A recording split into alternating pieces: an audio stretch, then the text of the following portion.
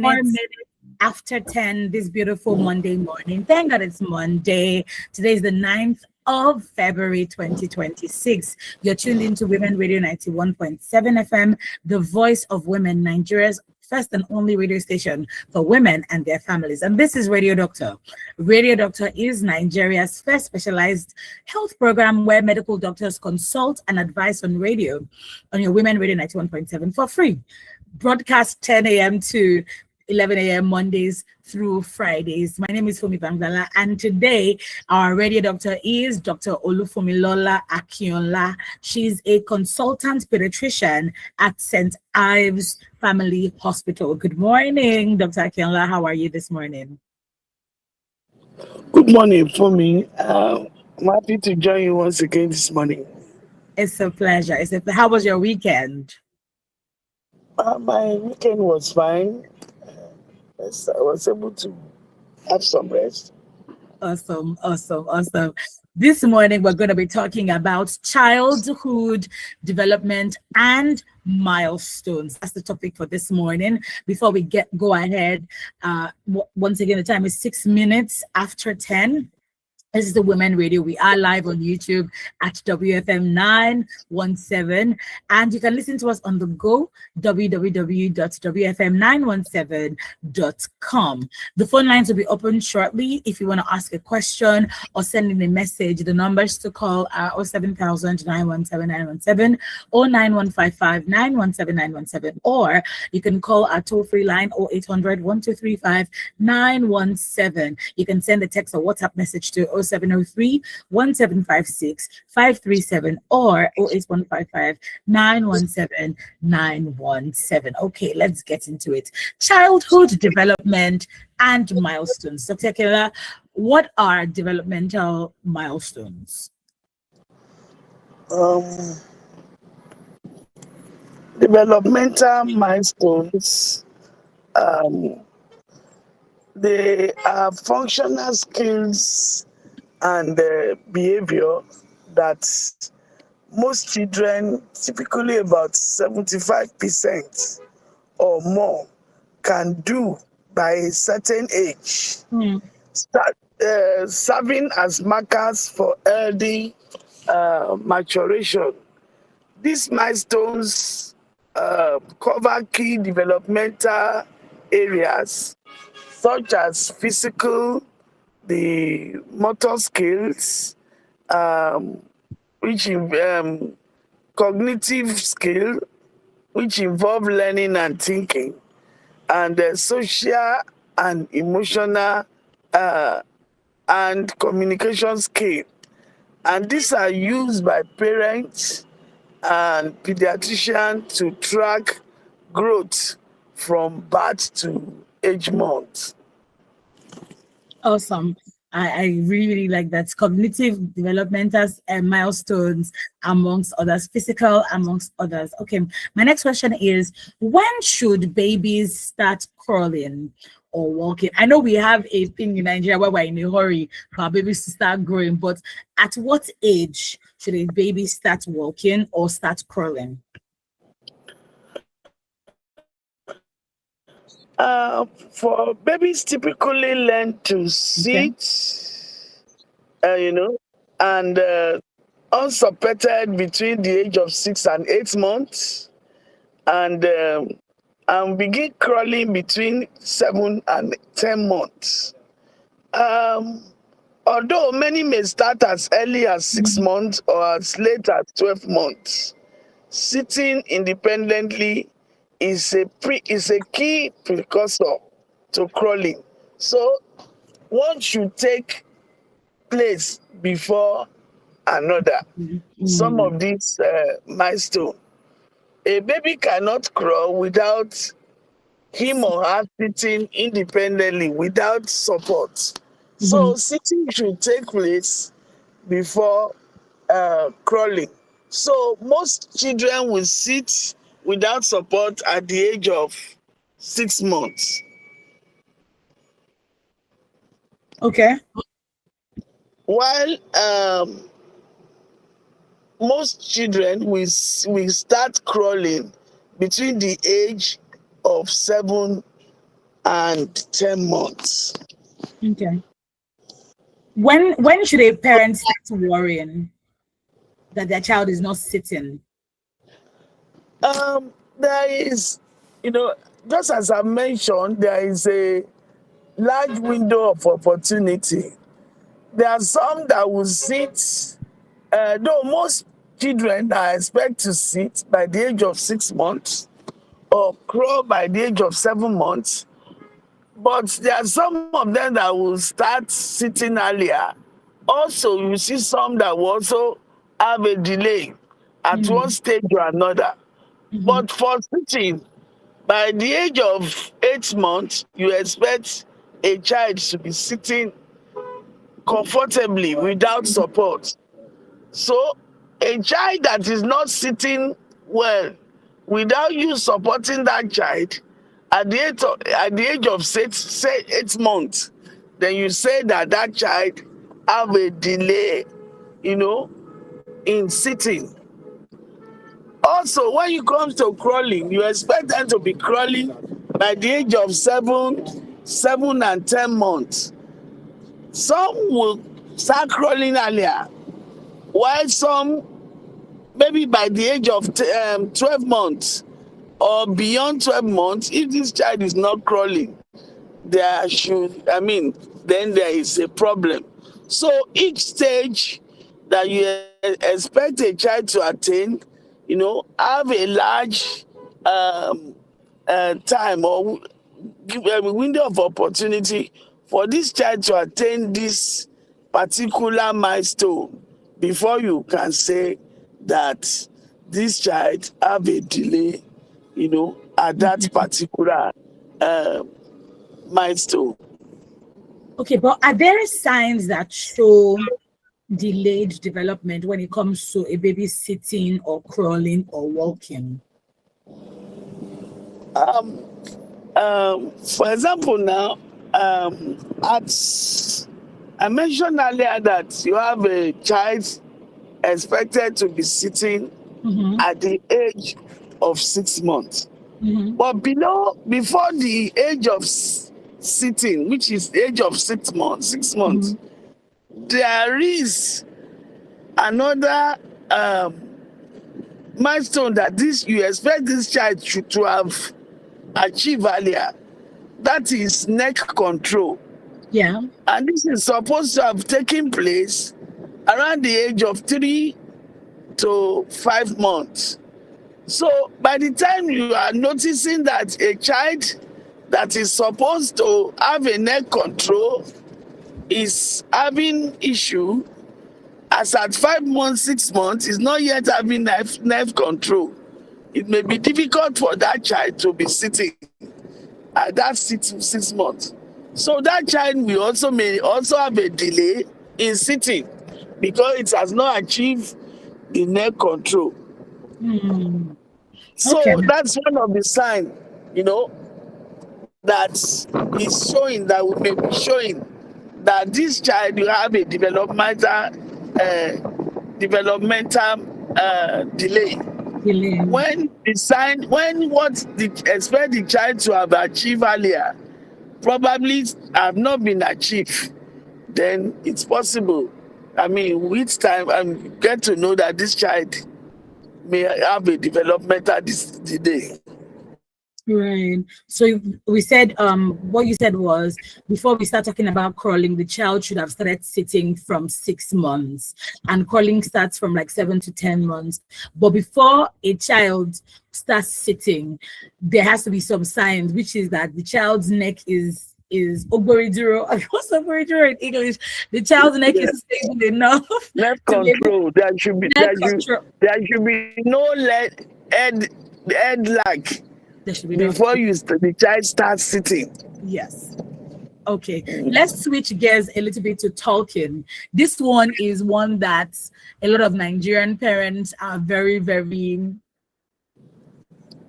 I don't want to say they are very paranoid about, but that's the only way I can explain is when a child, we do a lot of comparison in Nigeria. And so if a 2-year-old is already saying daddy and mommy, and if a 1-year-old is saying daddy and mommy and the 2-year-old is not, the parents begin to panic. So When should children begin talking? Um, the when it comes to speech development, what I mean, should be able to use some of these few words and common words Mhm. to be able to express he or as herself Mhm. at 18 months and does not point to communicate. By 2 years, uh, a child should be able to make sound word clearly. They use limited vocabulary or uh, I mean, should be able to follow instruction when you communicate with that child. Um,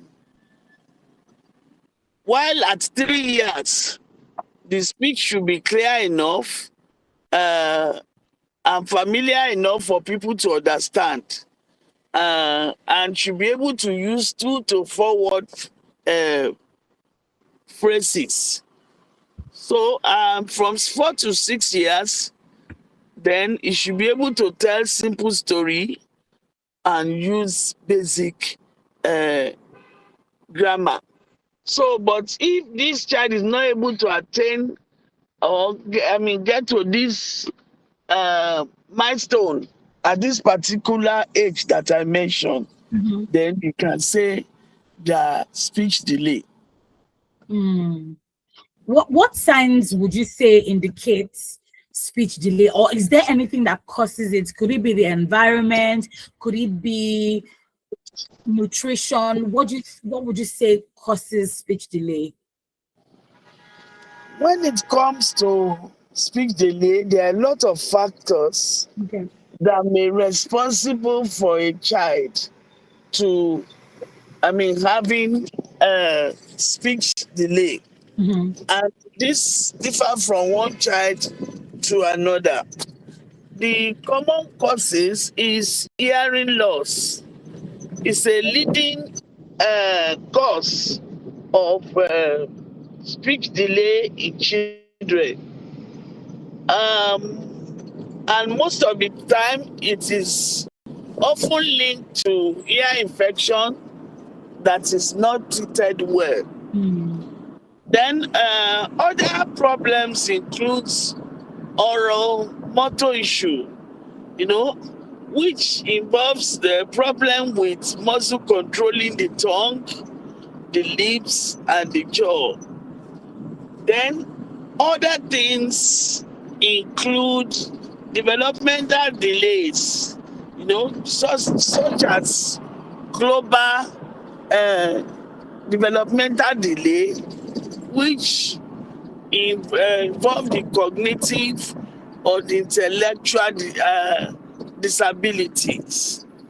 While at the same time, conditions like autism spectrum disorder, Down syndrome, and cerebral palsy can cause speech delay in children. Mm. Okay. How can parents, or when should parents begin to seek medical evaluation for delays in speech for a child? How does the parents know that, oh, it's not that my child is slow By in the, that? by the, by the time that by the time by the time that a child is 18 months, Mhm.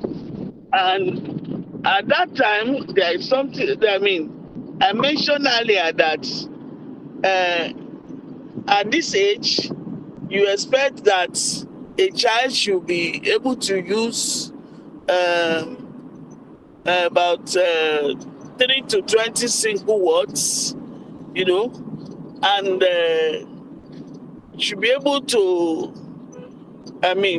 communicate. So by the time a child is 18 months and has not been able to express himself, cannot make any use of any single words, does not respond to call when you call the child, you know, then you start suspecting that there is something wrong with this child. So as early as 18 months, early as 2 years, please, if you notice that this child is not communicating as it ought to be, then you should be able to seek help as early as possible. You know, you can make diagnosis in developed country. You can make diagnosis of autism, as early as 18, 15 months, but maximally by 3 years, uh, you know, uh, you can make a definite, diagnosis if this child is not talking. Okay. But I there are want to some other, but just I mentioned earlier, there are some other factors that can cause speech delay in children apart from autism. Hearing loss is also one of the common cause. So most of the time you have to do a hearing assessment to be sure that this child is hearing you before you can search for other things that may cause speech delay in children. I want to ask, is there a difference between speech delay and learning difficulties? Yes, there is difference Okay. between speech delays and learning difficulty. A child may be able to talk to you, communicate when it comes to speech, and yet still having learning difficulty. So it has to do with learning difficulty, may have to do with problem with the cognitive, with the Okay. brain development, you know. But at the same time, a child can have both. Right.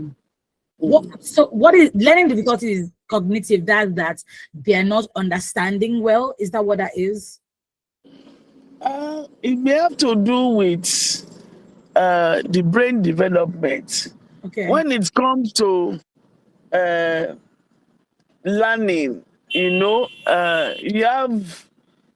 have to receive. There are places that are receptive and at the same time that give a feedback. Mm-hmm. So a lot of things take place that you may not really be able to understand in a simple terms that Okay. take place in brain when it comes to learning, which we may not be able to explain in a simple term.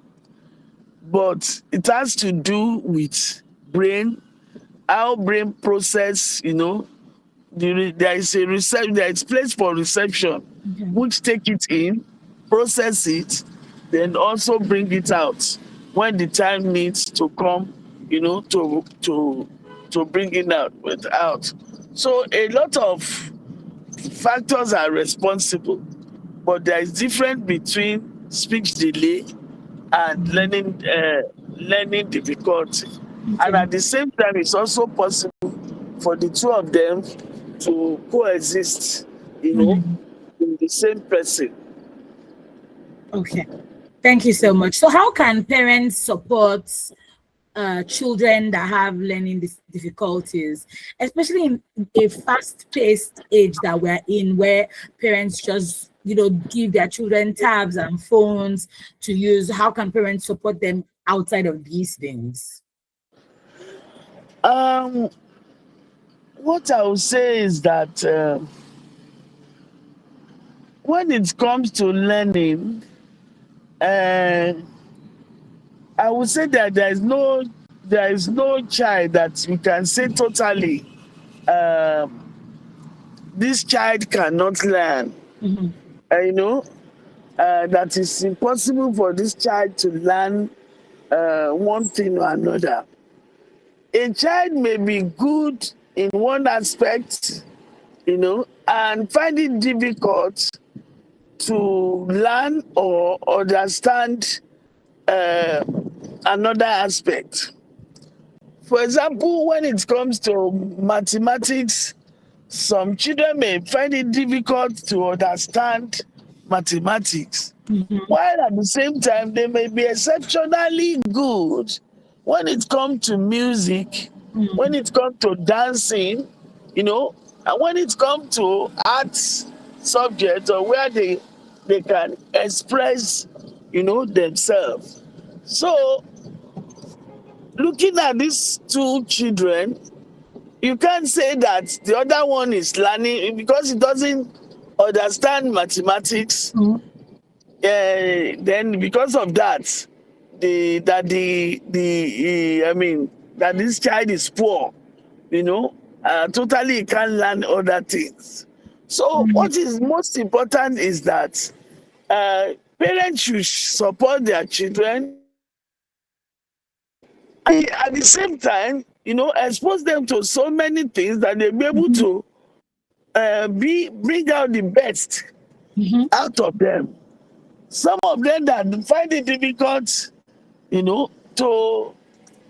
to add 2 and 10 together in mathematics, may be the best when it comes to music, when it comes to composing music, songs, when it comes to dancing. So what is most important is that the child, the parents, and the teachers should be patient enough to find out the best, in this sort of children, what they are good at, and be able to support them to be able to bring out, the best out of these children. Okay. What about play? How important is play? Me, I'm a big fan of play, but how important is play in not only development but emotional growth as well?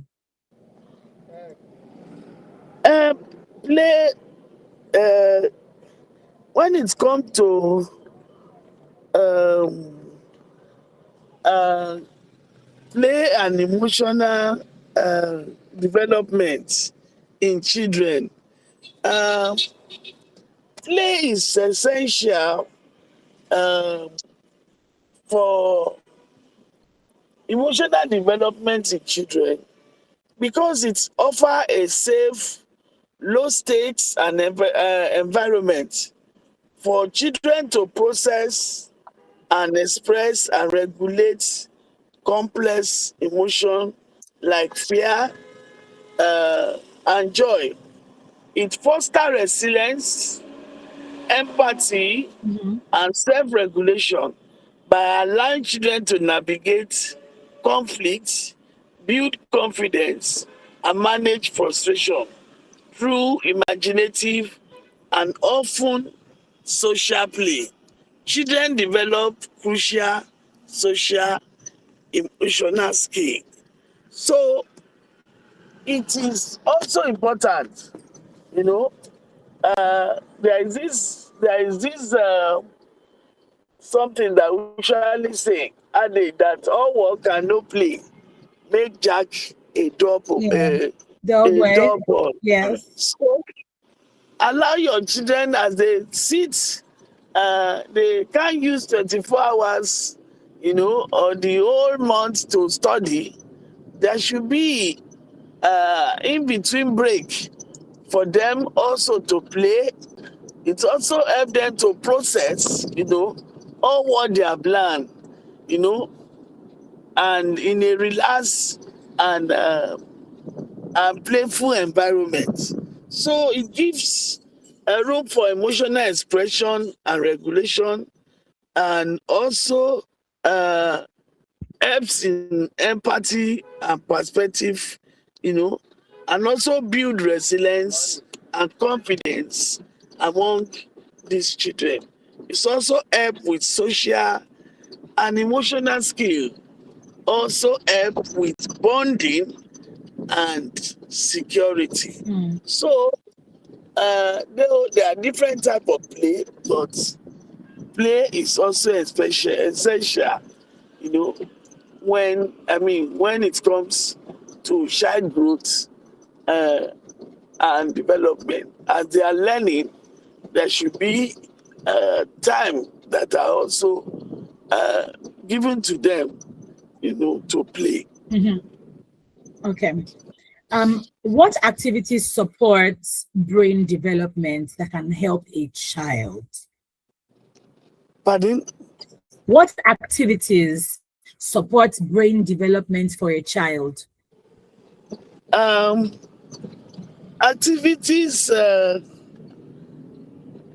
that support, Brain development. okay, that support brain development for a child. Uh, I mean, includes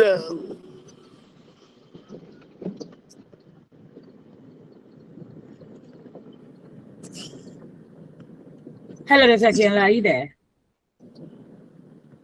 yes, the network is Okay.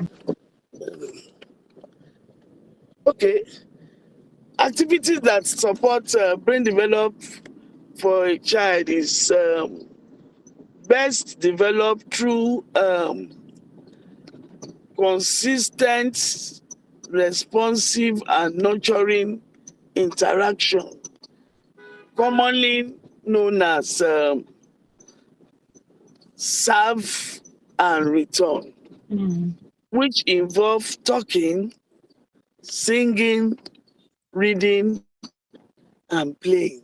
So, just as we mentioned before, playing is also one of the activity that supports uh, brain development.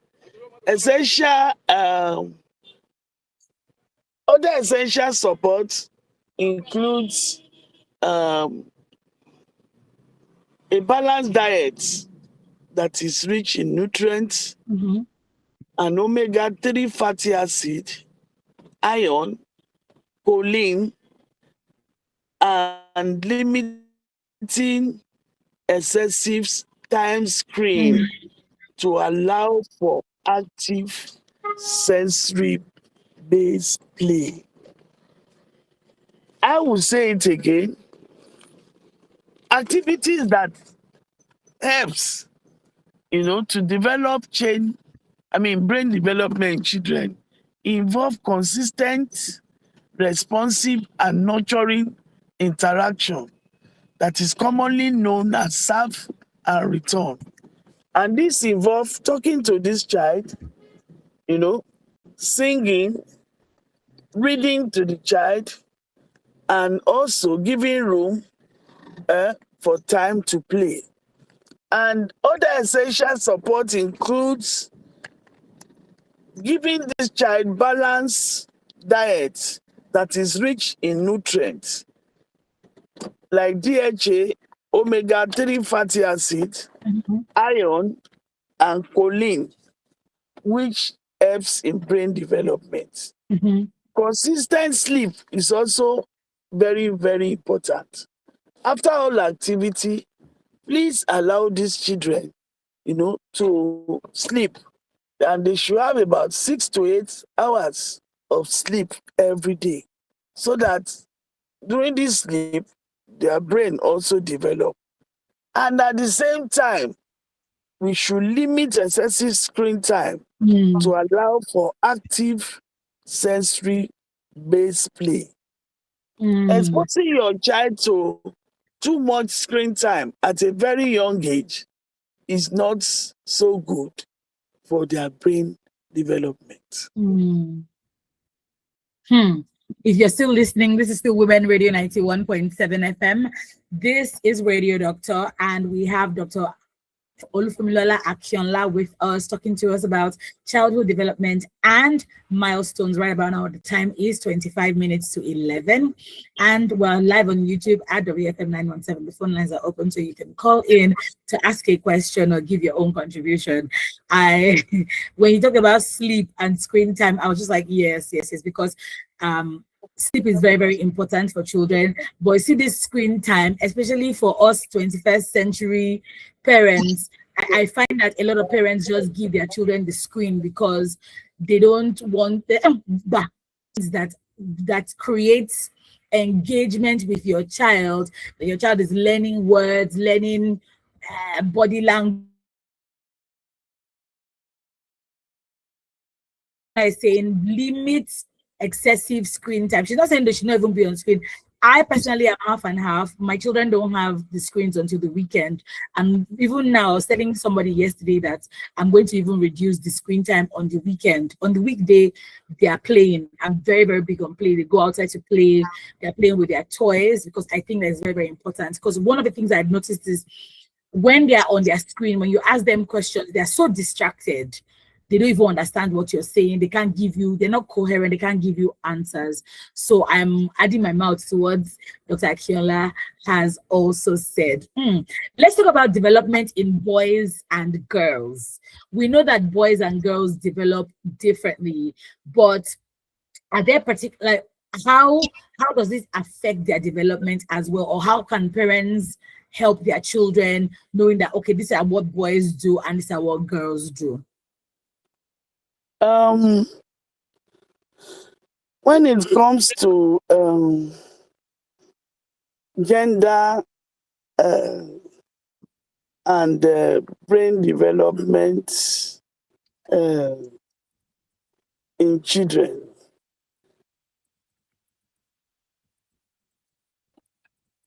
um, when it comes to gender and brain development in children, we found out that um,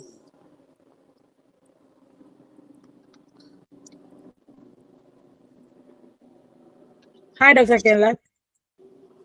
we found out that girls' brain typically mature Hmm. 1 to 2 years earlier than boys, with faster pruning and myelination when it's connectivities in their teens. A girl child um, develop faster in their teens than a boy child. Um, Boys often have slightly larger total brain volume. Girls tend to have higher proportion of gray matter, Mm-hmm. but the key difference includes um,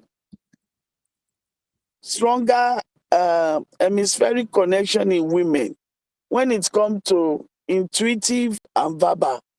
You know, verbal development is more common in boys and in a girl than a boy. And so when it comes to and the difference uh, started in the womb. Um,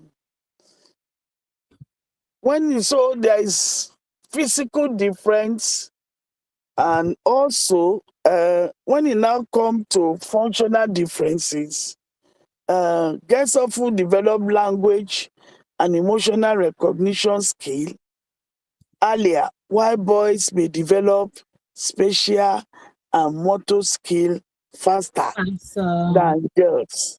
And when it comes to lateralization, male brains may be more lateralized, that is, using one hemisphere for specific task, while female brains utilize both hemisphere more symmetrically. So a female child may multitask, you know, more than a male child, you know, that want to attend to one particular thing before engaging in another.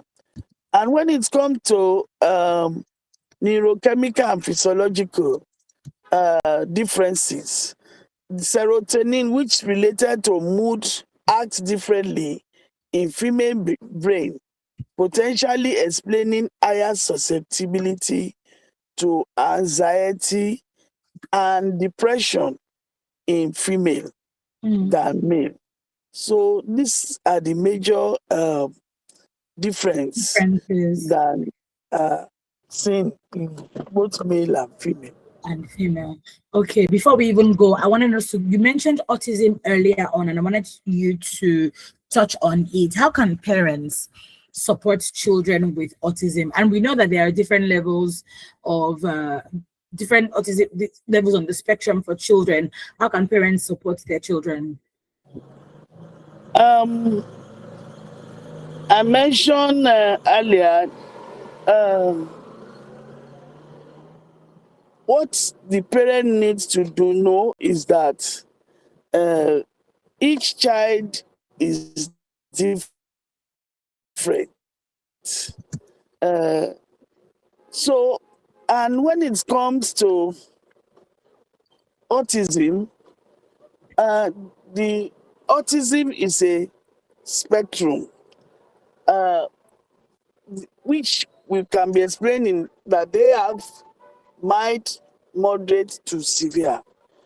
So, supporting a child with autism involves creating a highly structured, predictable environment with visual schedules to reduce anxiety. The parent should use positive reinforcement for behavior management, and they should be able to break tasks for them to do into small, manageable steps.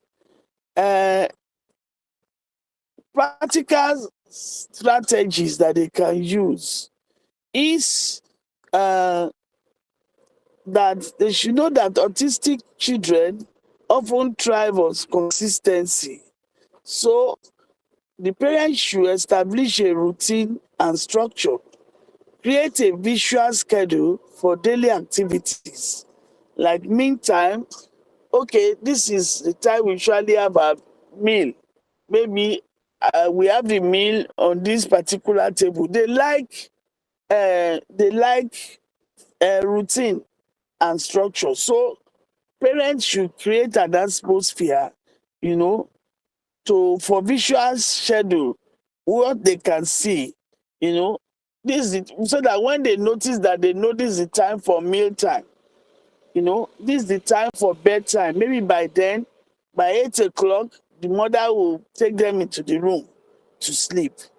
You know, this I mean the schedule for schoolwork, and they may need to use a color coded area to help them understand their environment.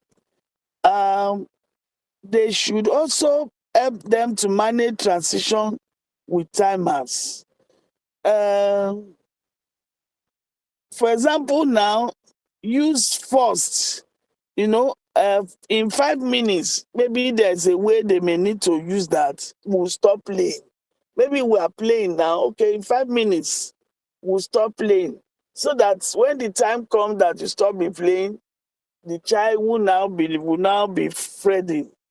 Then so give them timers to prepare for change, which can help to prevent outbursts. For example, you went out to go and play. You know, by the time you are playing and you know you are going to stop in the next 5 minutes, you should have a color coded in which the child will understand that in 5 minutes we are going to stop playing, so as to prevent this child from going, I mean, be frightened or go to outbursts.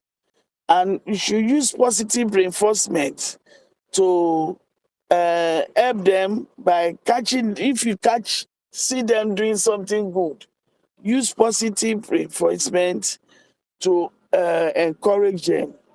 Create a safe space for them and use visual aids. There are a lot of things that you can do to support them, you know, for a child that has been diagnosed as autistic. But I mean, all these are available, and you discuss with your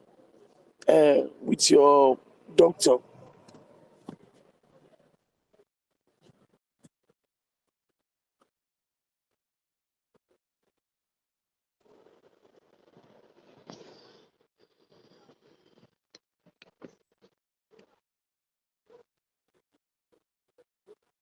So sorry, I didn't know I was muted. I was just prompted I was muted. What about for, thank you so much, Dr. Kemla. What about schools? How can schools, you know, provide developmental and help to aid developmental progress for kids, whether they are autistic or whether they are not autistic? Um, One of the activities, I mean, just as we mentioned, that children, they develop by, I mean, when you talk to them, some of the way to help their brain development is include talking, singing, which will also involve play. All these ones are, should be included into their curriculum in school. You talk to them by, teaching them what to learn, what you want them to learn. You know, there should be room for in which you use song, by singing and dancing. Through that, too, you can also learn and also give room, for them to play. We've been able to mention the importance of play in children brain development. Development All these should be included into their curriculum in school. in school. Thank you so much, Dr. Akanla, for today's edition of Radio Doctor. Today was so informative. It was so, I don't even know the word. I learned quite a few things today, especially when you talked about play and how play is essential for the development of children, of infants. I also learned, I'm sure somebody also learned today that, when your child don't, I think it's important to know that you shouldn't put pressure on yourself as a parent, like what Dr. Kela said. There are there are ranges of the age where the child will develop. So don't put too much pressure on yourself. And like she has said, once you're noticing that, okay, you're noticing something funny, then please seek evaluation from the hospital. Thank you so much once again, Dr. Kionla, for today's edition of Radio Doctor. We truly, truly appreciate you speaking to us on child milestones and child development and milestones this morning. Thank you for having me. Thank you so much for coming. Radio Doctor is broadcast Mondays through Fridays, 10 a.m. to 11 a.m. So you want to join us tomorrow for another edition of Radio Doctor. Dr. Kenneth that just spoke with us is a consultant pediatrician at St. Ives Family Hospital. If you want to get in touch with her, you can go do so on the TeleDoc app. Thank you so much for listening to us today. Many thanks to the producer Aisha Sani and the executive producer Tom Okewale Shanaya for today's edition